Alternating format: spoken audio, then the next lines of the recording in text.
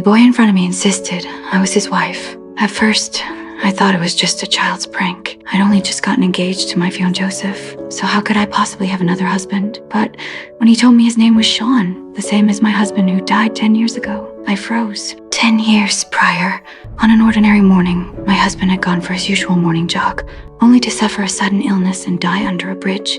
After Sean's death, I drowned in grief for a decade. It had taken me all that time to finally accept reality and prepare for a new life, only for everything to be turned upside down by this unexpected little boy. I grabbed his arm, ready to chase him away. As we stepped into the elevator, he spoke again. I could no longer stand his nonsense, and in my anger, I threw him out of the building. I thought this absurd incident would be over soon, but early the next morning, I received a letter. Scribbled in messy handwriting were the words, "Don't marry Joseph."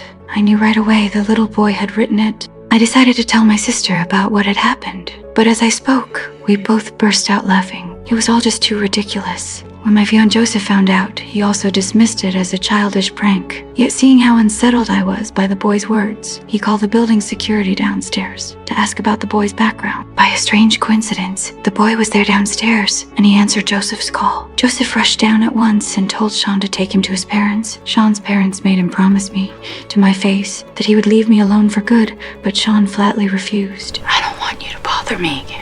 As he watched Joseph and me walk away hand in hand, all the strength seemed to drain from Sean's body, and he collapsed to the floor. After that day, I couldn't stop replaying the look in Sean's eyes over and over in my mind. I told myself repeatedly that he was just a child who'd mistaken me for someone else. Yet an uneasy feeling lingered in my heart, refusing to fade. And I got a call from Sean, asking me to meet him at a park. I arrived to find the park empty, but not far from there was the very spot where my husband had died in the accident. Filled with doubt, I walked toward the underpass, and sure enough, the boy was waiting for me there.